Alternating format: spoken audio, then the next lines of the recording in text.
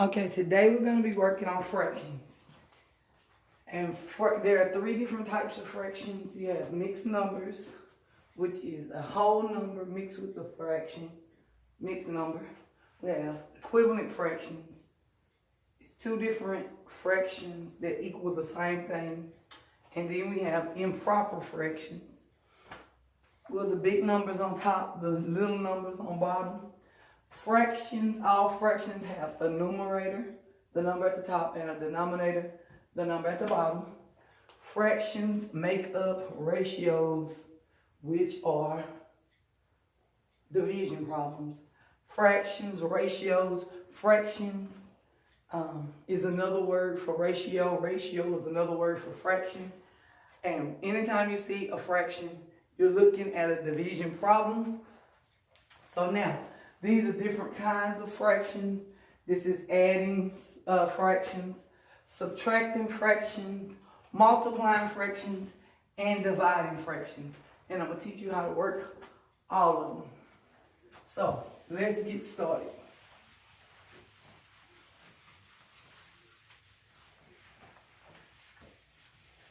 So, the first one we're going to work is adding fractions. And the thing you need to know about adding and subtracting fractions is anytime you're going to add or subtract a fraction, they must have the same denominator. They have to have a common denominator. So, for problem number one, or a problem like number one, it's real easy to add. 4/10 plus 3/10. Since the denominators are the same, you keep the denominator and you add 4 plus 3, and your answer is 7. Your answer is 7/10. That's how you add fractions with the same denominator.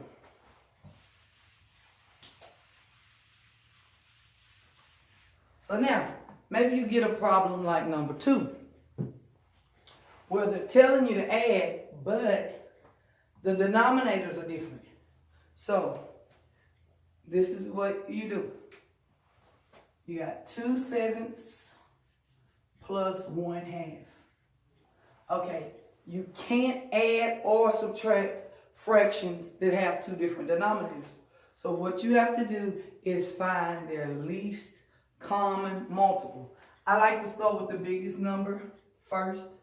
And so when you're finding multiples, multiples are simply the factors that you multiply together to get an answer to a multiplication problem. So 7 times 1, 7, 7 times 2, 14, 7 times 3, 21. Okay, and so now we're going to do the multiples of 2. Now with the bigger number, I rarely go past the third number, but sometimes you have to. Anyways, 2 times 1 is 2, 2 times 2 is 4, 2 times 3 is 6, 2 times 4 is 8, 2 times 5 is 10, 2 times 12 is 6, 2 times 7 is 14. They have a common multiple of 14. You can go on and circle that. I'm just doing this step by step. So they have a common multiple of 14. So look, 2/7. Now we have to transform it. So 2/7 has become an equivalent fraction with 14 at the bottom. So this is what I asked myself. What did I multiply 7 by to equal 14? I multiplied 7 times 2. So whatever I do to the bottom, I have to do to the top. So 7 times 2 is 14. 2 times 2 is 4. So the equivalent fraction of 2/7 is 1/4. Okay? So now, I got to transform 1/2 to a fraction that has 14 in the denominator, or to an equivalent fraction. So I asked myself, what did I multiply 2 by to get 14? 7. So I multiplied 2 by 7 to get 14. Whatever I do to the bottom, I also have to do to the top. Okay? So 2 times 7 is 14. If I multiply it by 7 at the bottom, I gotta multiply 7 at the top. 1 times 7 is 7. Now, because both of these numbers have the same denominator, I can add them. 2 sevenths and 4 fourteenths are equivalent fractions.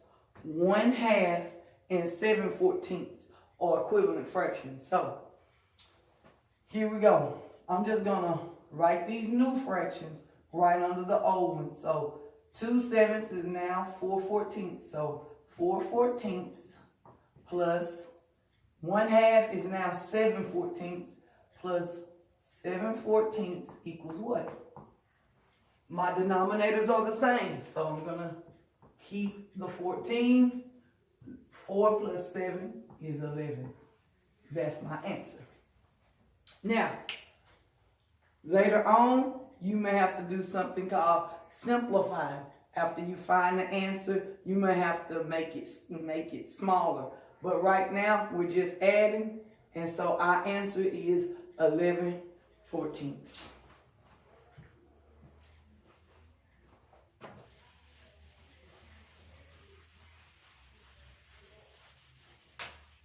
Okay, we're going to go to our 2 subtraction fractions. So here we go. We have 8 fifteenths minus 3 fifteenths. Since they have the same denominator, we can just simply subtract. 8 fifteenths minus 3 fifteenths equals, I'm going to keep my denominator. 8 minus 3 is 5. So we have 5 fifteenths. This is my answer. Now, if your teacher tells you to simplify the answer, this answer can be simplified. Okay? If your teacher says, simplify your answers. Now, all answers can't be simplified, but this one can. So, 5 fifteenths. 5 and 15 have a factor in common, and we can divide 5 fifteenths by that common factor, which is their greatest common factor, and come up with a simplified fraction. Okay, so this is what I mean. I look at 5, and I look at 15, and I find all the factors. 1 times 5 is 5. That's all the factors. 5 is what's called a prime number. When it's only 2 factors, is that number and 1. Okay? The factors of 15 are 1, 15, 3, and 5. Both of these numbers, the biggest number that both of these numbers have in common is 5. So I can divide 5 fifteenths by 5 and simplify. 5 divided by 5 gives me 1. 15 divided by 5 gives me 3. So 5 fifteenths simplified equals 1/3. And 1/3 is an equivalent fraction to 5 fifteenths.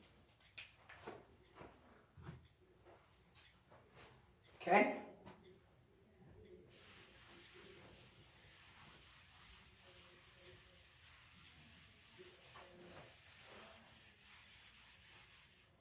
All right. Let's do 4/9 minus 1/3. They don't have a common denominator. So what do I have to do? I have to find my least common multiple. I like to start with the big number, which is 9. 9 times 1 is 9. 9 times 2 is 18. 9 times 3 is 27. All right, multiples of 3. 3 times 1 is 3. 3 times 2 is 6. 3 times 3 is 9. They have the least common multiple of 9. So, I asked myself, what did I multiply 9 by to get the least common multiple of 9? Well, then I just multiplied it by 1. So whatever I do to the bottom, I have to do to the top. 9 times 1 is 9. 4 times 1 is 4. So that one stays the same. Now I have to ask myself, what did I multiply 1/3 by, or 3 by to get 9? So I'm going to change this.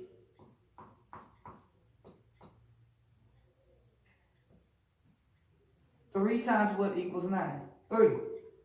What I do to the bottom, I have to do to the top. So 1 times 3 equals 3. So an equivalent fraction to 1/3 is 3/9. So now I take these two new fractions, or these two equivalent fractions, 4/9 minus 3/9, and now I can subtract them because they have the same common denominator. 4 minus 3 is 1, and I'm keeping my common denominator. My answer is 1/9.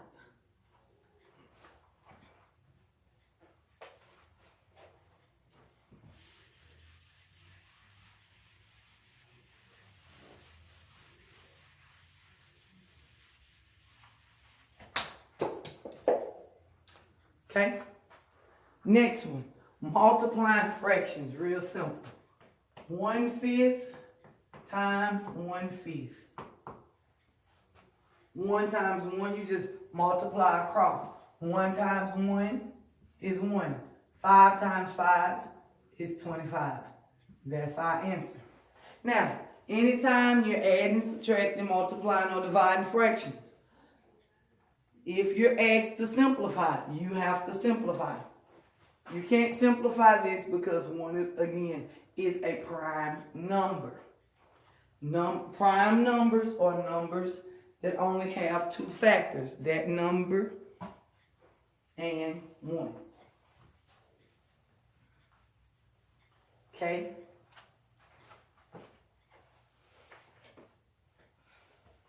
So here we go. We have another one. 8/11 times 2/5. We're just multiplying across. 8 times 2 is 16. 11 times 5 is 55. Now we ask ourselves, do these two numbers have anything in common? You know your multiplication facts really good, you will soon discover they have nothing in common. So this is simplified. Okay? And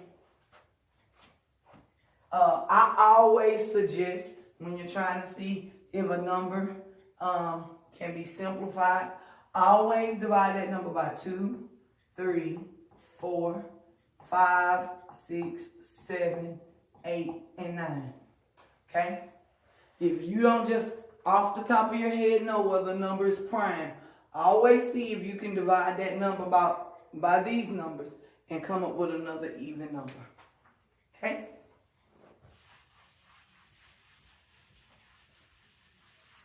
Alright.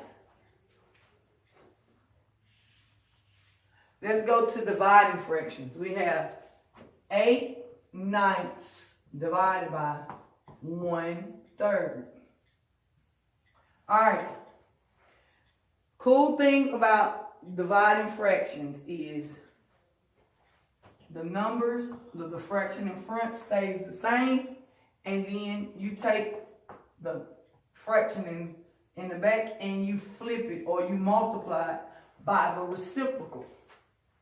Okay? Anytime you take a number, 1/3, and you flip it to 3/1, that's called the reciprocal.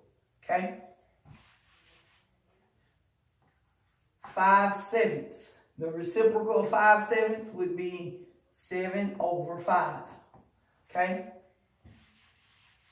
That's the reciprocal. Anyway, so here we go. 8 times 3 is 24. 9 times 1 is 9. Now I ask myself, do these numbers have anything in common? Yes, they do. How do I know? Factors of 24 are 1, 24, 2, 12, 3, 8, 4, 6. Okay? Factors of 9 are 1, 9, 3, and 3. The biggest number both of these numbers have in common is 3. So that means I can divide 24 ninths by 3. So 24 divided by 3 is 8. 9 divided by 3 is 3. My simplified answer is 8/3. If the teacher just asks you what the answer is, you could say 24 ninths. But if your teacher wants it simplified answer is 8/3. Okay?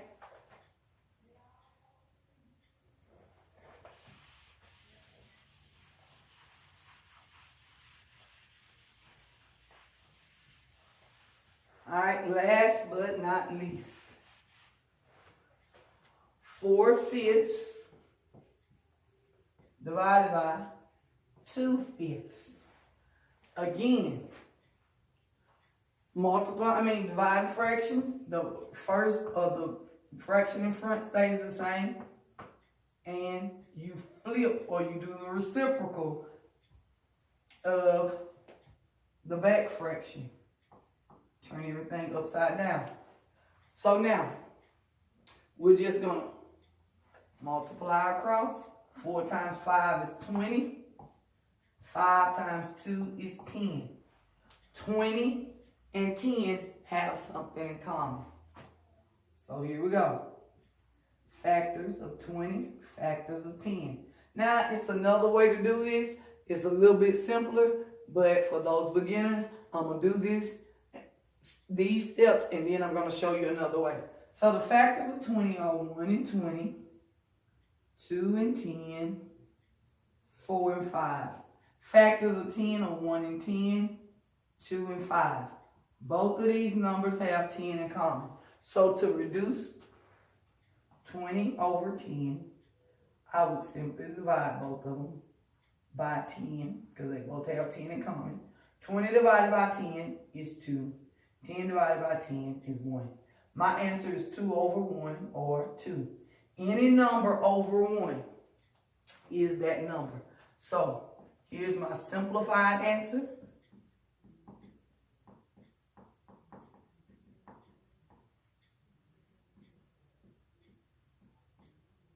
And if your teacher just told you to solve it, you can leave it here. But most teachers are going to ask for that simplified answer. Okay, now, there's another way to do this very same problem. I'm going to leave this right here. And I'm going to do it in red, just so you can see the difference. So, I have 4/5 and 4/5 divided by 2/5. I'm going to write the reciprocal or multiply by the reciprocal of 2/5, which would be 5 over 2. So now, if I know my factors and I know multiplication and division good enough, I can do cross multiplication and see that I can already simplify. I can simplify here before I get out right here. So look, 4 and 2 have something in common. Their common factor is 2. So 2 goes into 2 one time. 2 goes into 4 twice. 5 and 5 have something in common. 5. 5 goes into 5 once. 5 goes into 5 once. Now I just multiply across. 2 times 1 is 2. 1 times 1 is 1. I have 2 over 1, which is also equal to 2. You can do this problem either way. Either way will get you the right answer. And this is a brief overview of adding and subtracting fractions.